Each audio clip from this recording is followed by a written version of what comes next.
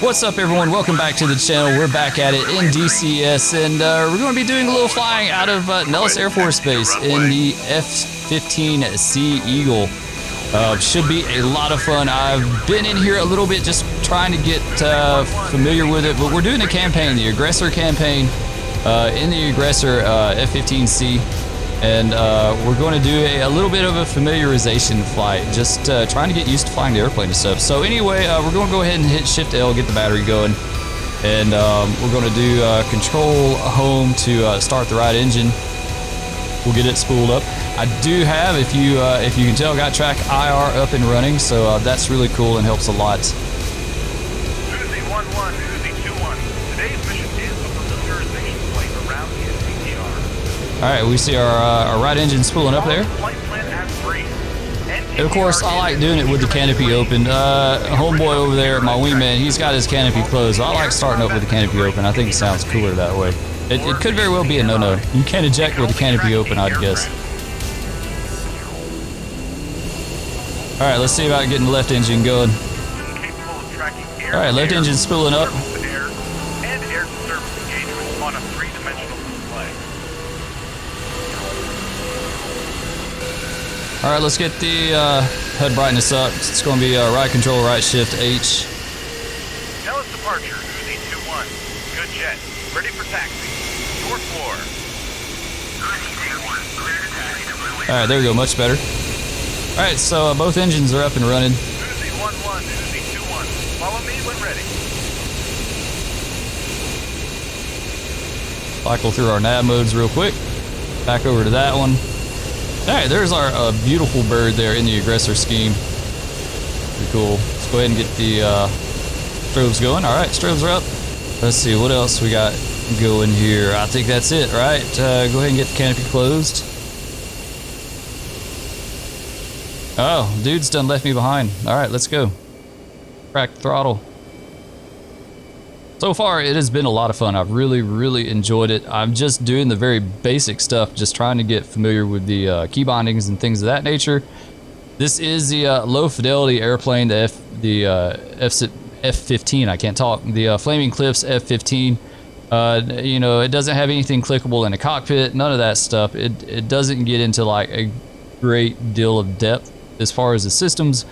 But it is, to me, like enough to kind of get your feet wet and introduced to some of this stuff, and then eventually graduate up to a more complex aircraft. So that is my goal right now. Uzi 21. On your right is the home of the world famous Thunderbirds. They are the air demonstration squadron of the USAF, assigned to the 12,000. All right, so this is pretty cool. Got two British Tornadoes getting ready to depart. What an awesome plane to fly. I wish we could fly those in DCS. I mean, they're just absolutely amazing as far as their low altitude performance. So we're rolling down here to the end of runway 3. I think we'll take off on 3 right. We'll depart, and we're basically just going to fly real quick around the range. Nothing too involved, just like I said, flying the airplane, getting used to it, and kind of looking around the range a bit. So I do love this aspect of it because you do get to fly in red flag. This is what this is leading up to. Red flag is something that I've actually got to watch their departures and arrival before in real life, and it was absolutely the greatest air show on Earth, I think. I mean, it truly was. It's really impressive to see them launching these really large strike packages going out into the desert for these exercises. So it's cool to be able to kind of replicate that in a way. Uzi 21, airborne. Uzi 11. You are cleared for takeoff when ready. Climb 300 at QFE 28.02. All right, let's go.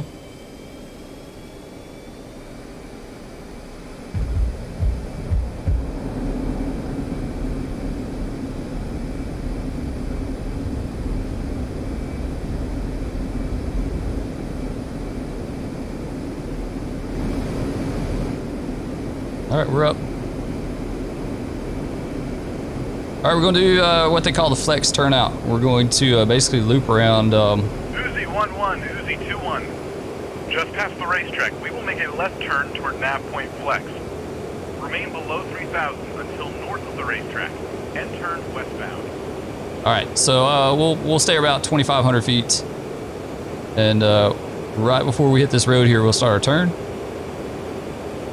Uzi 11, Uzi 21, turn left to nav point flex, heading 320. Now, this is something they do in real life, and it is really, really impressive to see. So it's really it's cool to be able to do this. Uzi 11, Uzi 21, just north of Nellis and north of our route to flex is nav point Jettison Hill. This is an area designated for weapons jettison prior to landing. Uzi 11, Uzi 21, we are at nav point flex. Turn left to heading 270 and proceed to nav point FYTTR. All right, we're hitting a fighter now. We're just this area right here with the, I think this used to be like a shooting range or something. It's called Flex. So now we're going to head towards fighter. LSV 15 DME ARC. There he is. There's our wingman. Man, he's coming in hot too. Look at him. Yeah.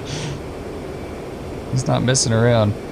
I like the close formation, but it makes me a little antsy with it being AI.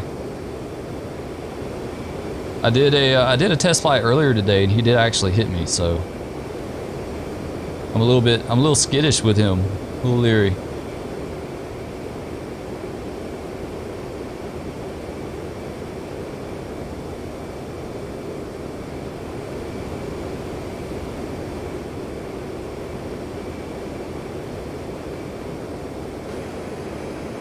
Beautiful day to go flying, right? It's one of the great things about this part of the country, or you know, Nevada, is that they have like 330 days a year of good weather, good flying weather. So that's why they do all this here. And plus, it's really remote and barren, and they can drop bombs and do all kinds of stuff. So it's like the perfect place for it.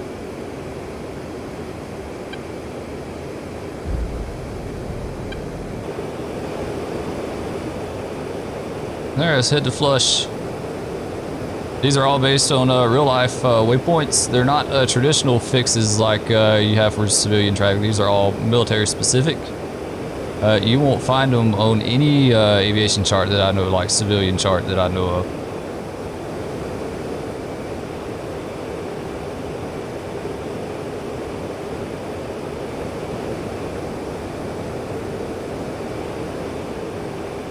Usually, like a lot of your MOAs, your restricted areas, stuff like that, have like specific points that they enter and exit at, and that'll be like in the local documentation, like in-flight guides and stuff like that for the pilots. So it's kind of, you can find some of it. You can find in-flight guide for Nellis, and they provided one with this documentation. I found another one. Typically used by Red Air to get to and from the range. When using the Rovelli MOA, the BD corridor is used with range entry and exit at Mopar. Okay, this is the BD corridor that we're doing here. Uzi 11, Dark Star 11, Bra 075. Alright, heading to another waypoint called Student Gap. It's an area through a little ridge line. It's got a kind of like a pass, like I would call it a mountain pass, but there's a pass. There's a break in the ridge line. There's a highway that goes through there, and supposedly a lot of the low-level drivers fly through this gap on, like, when they're inbound to the target. You know, we're talking like mud hens and tornadoes and all kinds of good stuff like that. And for whatever reason, it's called Student Gap. I guess that's because it's the newbies. The blue forces are the newbies coming in training. See those green crop circles ahead? They're the result of an irrigation method called center pivot irrigation.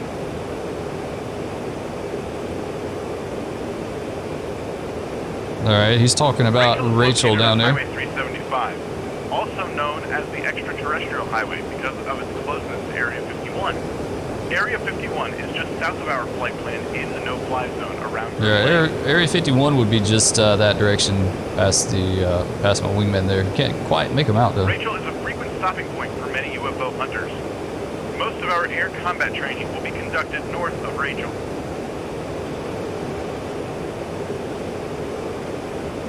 North of Rachel is the 3740 line, the northern border of the R-74 range. This is used to help deconflict inbound and outbound traffic. 11, Dark Star 11, north is southbound. 061, 419 at 14,000.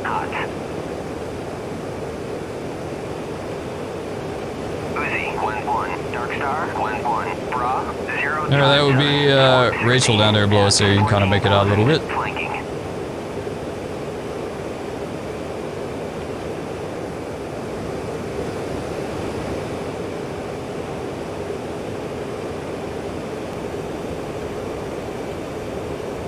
We'll start pulling our speed back to about 300 knots. I don't know what I want to look for as we start coming out of the range and getting ready to make our approach. So basically what happened the first time I flew this, we'll come in, he'll fly formation with us, and then he'll break off about the IP. First time I flew it, I wasn't quite sure like what was going to happen as far as him, what he was going to do, if we're going to do a formation landing or an overhead or what, but he broke off about 4 or 5 miles out. Oh, where'd he go? That's how he gets real squirrely like it. It makes me really nervous when he does that. What that was about.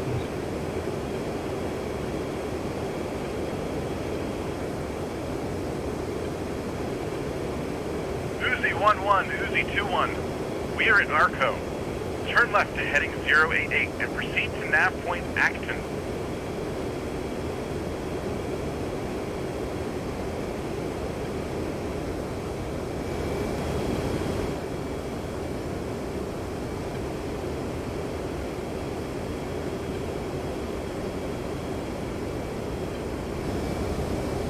Hey, sticking with us really nice there. Nice.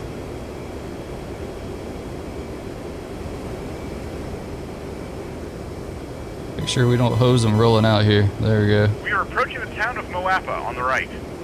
It has the second and third largest structures in Nevada, the Entravision and Kemp Towers. And our speed get a little bit low there in that turn.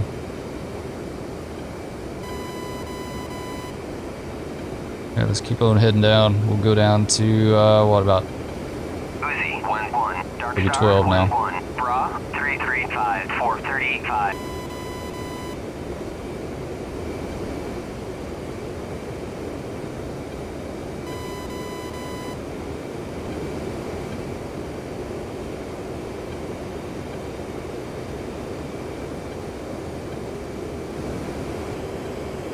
Turn back in a little bit so we can get more on course. Oh, dude, what are you doing?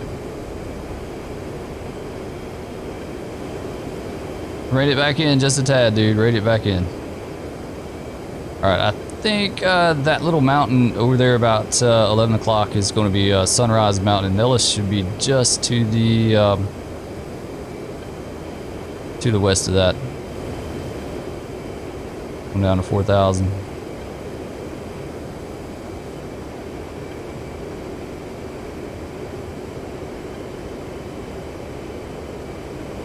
I'm just going to land straight in. I'm not going to get crazy and try and overhead in this plane. It's actually a little difficult for me to land. Like, she's a little touchy.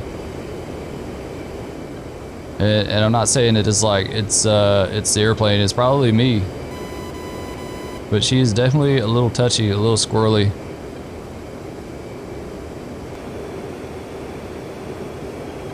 All right, field's in sight.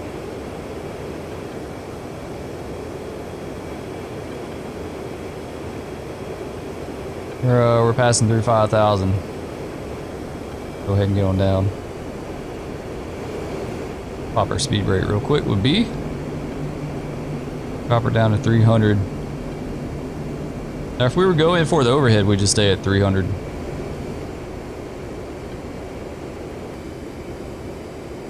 Alright, let's see if we can make out the runway. Dude, you need to go ahead and break off. You make me nervous. Hanging out with me on final.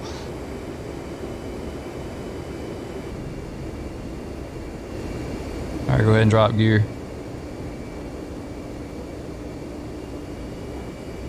Alright, runway's in sight. 1-1. Dark Star, 1-1. Bra, 283, 445 at 8,000. A Cold. little bit slow here.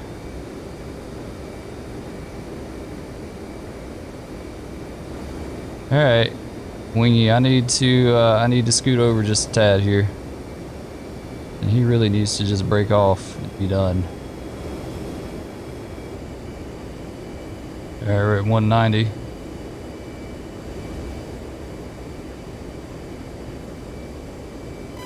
For about 180.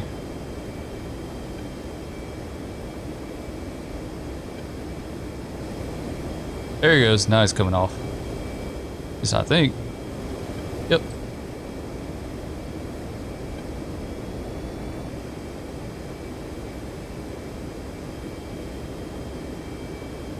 Alright, here we go. Wish us luck.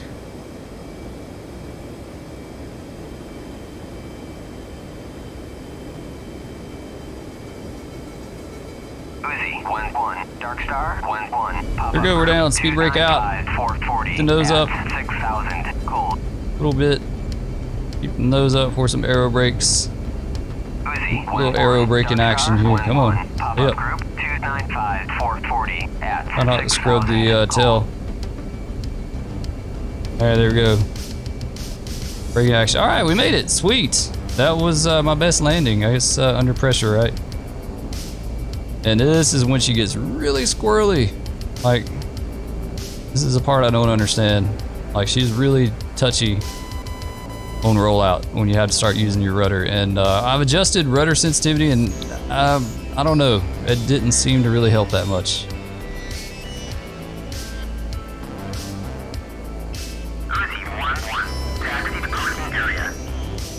Alright, let's get speed brake back in.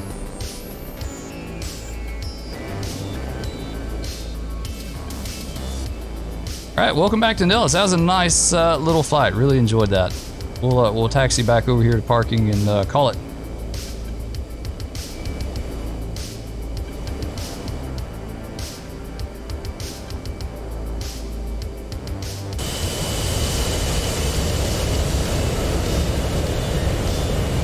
What a beautiful plane, right? The F-15 has absolutely been one of my all-time favorites.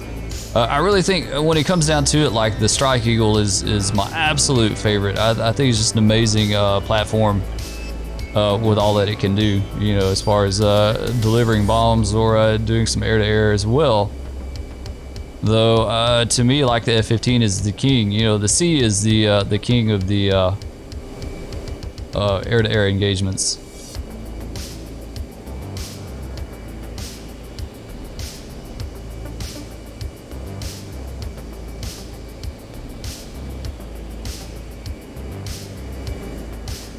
There we go. All right, sweet.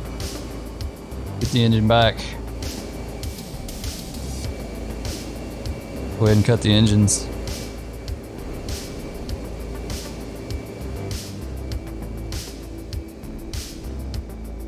There you go. All right. And we'll hit Control C. We'll get the canopy.